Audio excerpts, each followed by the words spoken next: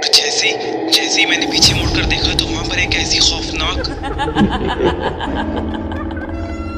Welcome to my channel खौफ की आवाज़। अस्सलामुअलैकुम my YouTube family, welcome back to my channel खौफ की आवाज़। दोस्तों, अगर आप मेरे चैनल पर नए हैं तो मेरे चैनल को सब्सक्राइब कर दें और साथ ही साथ नोटिफिकेशन बेल के बटन को भी दबा दें ताकि आने वाली हर नई खौफनाक कहानी की वीडियो आप लोगों तक पहुंच सकें। दोस्तों, आज की इस वीडियो में मैं जो कहानी आप लोगों को सुनाने वाला हूं वो हमें भेजी है इरशाद ने। अपनी कहानी में वो बताते हैं कि जनाब, ये कहानी हमें हमारे कॉलेज की प्रिंसिपल ने मुताल्ला पाकिस्तान की क्लास में सुनाई थी। वो दिन उनकी जॉब का आखिरी दिन था।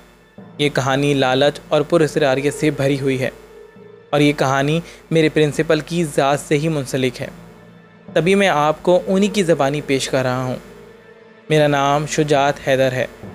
मैं काफ़ी सालों से आपका प्रिंसिपल हूँ।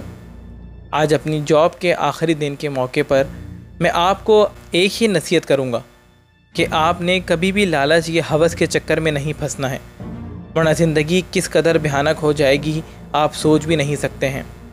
मैं पाकिस्तान बनने से पहले 1937 में इंडिया के मौजूदा शहर बनारस में पैदा हुआ था। हमारे घर में कुल 5 अफराद थे, जिनमें मैं, अम्मी, मेरी छोटी बहन, एक भाई और मेरे अब्बू शामिल थे। मेरे वालिद साहब प्राइवेट कंपनी में काम करते थे जिसका मालिक एक हिंदू था। मेरे वालिद का बचपन से ही एक दोस्त था, राजा हरी सिंह, जिसकी बहुत सारी प्रॉपर्टीज़ थीं, मगर वो फिर भी पैसे की बहुत लालच और हवस रखता था। उसकी लालच यहाँ तक पहुँच गई थी कि उसने अपने सगे भाई को भी मरवा दिया था ताकि सारी दौलत बस उसी के पास रहे। लोगों ने मिलकर उसको जेल भिजवा दिया था, मगर उसने पता नहीं क्या चक्कर चलाया कि वो 1.5 साल बाद ही बाहर आ गया। हम जिस मकान में रहते थे वो भी राजा हरी सिंह का ही था, उसी की मलकियत थी। वो रोज़ाना अब्बू से मिलने आया करता था, मगर अब्बू उससे मिलना पसंद नहीं करते थे क्योंकि उसकी हरकतों की वजह से अब्बू उसको पसंद नहीं करते थे। मगर बस मजबूरी थी क्योंकि हम उसके मकान में रहते थे और उस मकान का किराया अब्बू और राजा हरी सिंह की दोस्ती की वजह से कम था। तभी अब्बू भी उसके मुंह पर उसके साथ ठीक रहते थे, मगर दिल ही दिल में उसको अच्छा नहीं समझते थे। एक दिन राजा हरी सिंह हमारे घर आ गया और हमारे हाथों में किताबें देखकर बोला, ये तू क्या इन बच्चों को पढ़ाई में लगा रहा है? पढ़कर भी इन लोगों ने क्या कर लेना है? दोनों बेटों को किसी मजदूरी में डाल ताकि पैसे लेकर आएँ और तेरे घर के हालात भी थोड़े बेहतर हों। हम तीनों बहन भाई कोने में बैठे अब्बू और राजा हरी सिंह को देखे जा रहे थे। मेरे वालिद साहब ने कहा कि मैं अपने बच्चों को पढ़ाना चाहता हूँ ताकि इनकी ज़िंदगी बदल सके। तो राजा हरी सिंह बोला, अरे ज़िंदगी बदलनी है तो पढ़ाई से नहीं, मैं तुझे एक ऐसा तरीका बताता हूँ कि अगर तूने वो काम कर लिया तो तेरे घर में पैसा ही पैसा होगा, पैसे की रेल पेल हो जाएगी।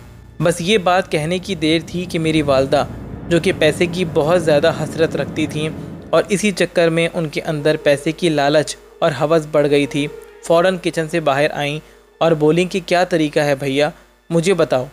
तो वालिद साहब ने गुस्से में राजा हरी सिंह को कहा, अरे तू क्या इस औरत के सामने ऐसी बातें कर रहा है? ये तो वैसे ही पैसों की बड़ी हसरत रखती है, तो चल यहाँ से जा। तो हरी सिंह बोला, यार तू साइड हो, तुझे तो अपने हालात बदलने का शौक़ नहीं है। तुझसे ज़्यादा समझदार तो भाभी हैं, मैं इनको बताता हूँ। भाभी, आपको एक ख़ास चिल्ला करना होगा, फिर आपके पास पैसा ही पैसा होगा। तो वालिद साहब गुस्से में आ गए और कहने लगे कि भाई तू क्या फजूल काम करने का कह रहा है, अभी जा यहाँ से, मैं तेरा मकान भी खाली कर दूँगा, मगर ये उल्टे सीधे मशवरे मत दे। तो हरी सिंह बोला कि मकान खाली करने का किसने कहा है? तू बात को कहाँ से कहाँ ले गया है? अम्मी ने कुछ बोलना चाहा तो अब्बू ने गुस्सा कर कर उनको किचन में जाने को कहा और हरी सिंह को भी भेज दिया। हरी सिंह जाते जाते गुस्से में वालिद साहब को बोला, मर तू इसी गरीबी में, तेरे हालात कभी ठीक नहीं होंगे। हरी सिंह तो जो बोलना था वो बोलकर चला गया था, मगर हमारे घर में एक अजीब नफसा नफसी फैल गई थी। अम्मी का मुंह हर वक्त बना रहता था, अब्बू से बात तक नहीं करती थी और हर वक्त कहती थीं कि क्या अजीब घर में आ गई हूँ, यहाँ किसी को अपने हालात बदलने का होश नहीं है। अब्बू कहते, जैसे भी हैं अल्लाह पाक का लाख लाख शुक्र है। अम्मी गुस्से में कह देती कि तुम ही करो शुक्र, مجھے نہیں کرنا۔ کچھ دن گزر گئے ہوں گے کہ راجہ ہری سنگھ تو ابو سے لڑائی کی وجہ سے نہیں آیا، مگر میری امی کو لالچ کا ایسا بخار چڑھا تھا کہ وہ ہر وقت پیسہ پیسہ کرتی تھی، اور پھر وہ خود ایک دن راجہ ہری سنگھ کے پاس چلی گئیں اور کہنے لگیں کہ بھیا آپ مجھے بتائیں کہ کیا کرنا ہوگا، میں کروں گی، ہر قسم کا چلہ کروں گی۔ راجہ ہری سنگھ نے کہا کہ بھابھی یہ خاص چلہ ہے جس میں آپ کو ایک جن کو قابو کرنا ہوگا اور پھر اس کو ایک معصوم بچے کا خون دینا ہوگا، پھر پیسہ ہی پیسہ ہوگا۔ میری والدہ پیسے کی لالچ میں بالکل اندھی ہو گئی تھیں، ان کو صحیح غلط کا کوئی فرق نہیں پتہ چل رہا تھا۔ امی گھر آئیں اور کہنے لگیں کہ میں راجہ ہری سنگھ سے پوچھ کر آ گئی ہوں، میں اب وہ چلہ کروں گی۔ ابو نے بہت غصہ کیا کہ میں تمہیں یہ حرام کام ہرگز نہیں کرنے دوں گا۔ او بے وقوف عورت، اللہ سے مانگ، یہ کیا حرام کام کرنے پہ تل گئی ہے تو؟ امی نے بالکل نہیں مانی اور ابو سے بہت جھگڑا کیا، اور ابو نے غصے میں آ کر امی کو ایک تھپڑ مار دیا۔ امی نے کہا کہ مجھے طلاق دو، مجھے نہیں رہنا ہے اس جہنم میں۔ امی اور ابو کا بہت دنوں تک جھگڑا چلتا رہا۔ راجہ ہری سنگھ کی لگائی ہوئی آگ نے ہمارے گھر کا سکون برباد کر دیا تھا۔ آخرکار جب امی اپنی بات سے نہ ٹلیں تو ابو نے طلاق تو نہیں دی، مگر امی گھر چھوڑ کر چلی گئیں۔ میں ابو سے قریب تھا، تبھی میں اپنے ابو کے ساتھ ہی رک گیا۔ باقی دونوں بہن بھائیوں کو امی اپنے ساتھ لے گئی تھیں۔ ابو نے کچھ عرصے بعد راجہ ہری سنگھ کا مکان بھی خالی کر دیا تھا اور ہم دونوں دوسرے علاقے میں شفٹ ہو گئے تھے۔ کچھ وقت بعد ابو کو پتہ چلا کہ ہمارے ننہال میں پتہ نہیں کہاں سے پیسہ آ رہا ہے، ان کے تو حالات ہی بدل گئے ہیں۔ میری والدہ نے میرے دونوں چھوٹے بہن بھائیوں کو شہر کے مشہور اسکول میں ایڈمیشن کروا دیا تھا، اور ساتھ ہی ساتھ والدہ نے ایک ذاتی مکان بھی خرید لیا تھا۔ سن کر تو مجھے بھی شروع میں محسوس ہوا کہ دونوں بہن بھائی کتنے مزے میں ہیں، مگر میرے والد صاحب نے مجھے کہا کہ بیٹا جو پیسہ شریعت کے خلاف جا کر ملے وہ پیسہ کسی کام کا نہیں ہوتا ہے، یاد رکھنا ہمیشہ، یہ چلے، یہ پیسہ، یہ سب کچھ وقتی ہے۔ میں ابھی تک اسی نارمل درجے کے اسکول سے تعلیم حاصل کر رہا تھا۔ ایک دن میری والدہ ہمارے گھر آئیں اور ابو سے کہنے لگیں کہ چلو میرے ساتھ، ہمارا اپنا گھر ہے، مگر ابو نے جانے سے صاف انکار کر دیا اور کہا کہ وہ گھر میرا نہیں ہے، بس تمہارا ہے، اس کا ایک ایک پتھر لالچ سے بھرا ہوا ہے، کیا پتہ تم نے پتہ نہیں کون کون سا گناہ کر کے وہ گھر بنایا ہے۔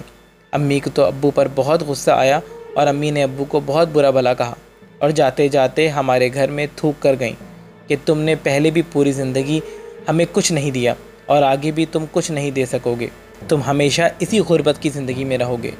میری امی لالچ میں اس قدر ڈوب چکی تھیں کہ انہوں نے ایک بار مجھے پیار تک نہیں کیا اور چلی گئیں۔ مہینہ گزرا ہوگا کہ ہمیں اطلاع ملی کہ امی نے جو مکان لیا تھا وہ راتوں رات گر گیا ہے۔ میں اور ابو اسی وقت گھر پہنچے جہاں پورا گھر ملبہ بنا ہوا تھا۔ میری اور ابو کی حالت غیر ہو رہی تھی۔ جب لوگوں سے پوچھا گیا تو انہوں نے بتایا کہ میری بہن اور بھائی اور امی ہاسپٹل میں ہیں اور ان کی حالت بہت خراب ہے۔ میں اور ابو بہت بری حالت میں ہاسپٹل پہنچے جہاں پتہ چلا کہ میرے دونوں بہن بھائی انتقال کر گئے ہیں اور میری والدہ اپنی آخری سانسیں گن رہی ہیں۔ ابو تو وہیں زمین پر بیٹھ گئے، ان کی حالت ٹھیک نہیں تھی۔ مجھے میری والدہ نے اپنے پاس بلوایا اور پھر جو کہا اس سے میری روح تک کانپ گئی۔ میری والدہ نے کہا کہ بیٹا آج میں تمہیں جو بتانا چاہ رہی ہوں اس کو زندگی بھر یاد رکھنا۔ بیٹا میں نے پیسے کی لالچ میں بہت کچھ غلط کیا ہے جس کا صلہ مجھے آج مل گیا، میری ساری خوشیاں ختم ہو گئیں۔ میرے بچے، میں نے جو چلہ کر کے ایک جن کو قابو کیا تھا اس کو مجھے معصوم بچوں کا خون دینا ہوتا تھا۔ میں نے بہت سے معصوم بچوں کی بلی اس جن کو چڑھائی ہے، ان کا خون اس جن کو دیا ہے۔ میں نے بڑی ماؤں کی گودیں اجاڑی ہیں، مگر بس پیسہ تھا تو میں کبھی پکڑی نہیں گئی۔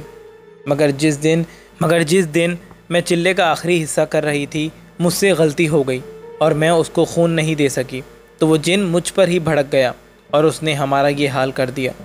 بے شک میں حرام کام میں پڑ گئی تھی، ایک چھوٹی سی غلطی کی وجہ سے اس جن نے ہمارا یہ حال کر دیا ہے۔ مجھے ان سب ماؤں کی بد دعا لگی ہے جو وہ اپنے بچوں کے قاتل کو دیتی تھیں۔ رات کو اچانک ہمارا پورا گھر ہلنا شروع ہو گیا، جیسے زلزلہ آ گیا ہو۔ میں نے اپنے بچوں کو بچانے کی بہت کوشش کی مگر اس جن نے مجھے وہ موقع نہیں دیا۔ میں نے تمہیں چھوڑ دیا، اپنے فرشتہ صفت شوہر کو چھوڑ دیا۔ میں لالچ میں اندھی ہو گئی تھی اور اس کا انجام مجھے یہ ملا ہے کہ آج میں نے اپنا سب کچھ کھو دیا ہے۔ میرے بیٹے، مجھ سے وعدہ کرو کہ تم اپنے والد کی طرح ایماندار، نیک بنو گے اور اس دنیا کی لالچ میں کبھی نہیں پڑو گے۔ کاش میرا اللہ مجھے اس سب کے لیے معاف کر دے، پتہ نہیں آخرت میں میرا کیا ہوگا۔ میں بت بنا امی کی ساری باتیں سن رہا تھا کہ اچانک امی کی سانسیں اکھڑنے لگیں اور میری امی میری آنکھوں کے سامنے یہ دنیا چھوڑ کر چلی گئیں۔ ایک لالچ اور ہوس نے کیسے میرے گھر کو برباد کر دیا، میں وہ تکلیف بیان نہیں کر سکتا ہوں۔ اس کے بعد میں اور والد صاحب دوسرے شہر شفٹ ہو گئے اور پاکستان کی آزادی کے بعد پاکستان آ گئے، اور ایسے میری پوری زندگی گزری۔ میں نے بہت محنت کی، پڑھائی کی، جاب کی، مگر پوری زندگی کوئی لالچ والا کام نہیں کیا۔ یہ کہتے ہوئے ہمارے پرنسپل رو پڑے، اور تب جا کر ہمیں اندازہ ہوا کہ لالچ اور ہوس واقعی کیسے انسان کی زندگی کو برباد کر دیتی ہیں۔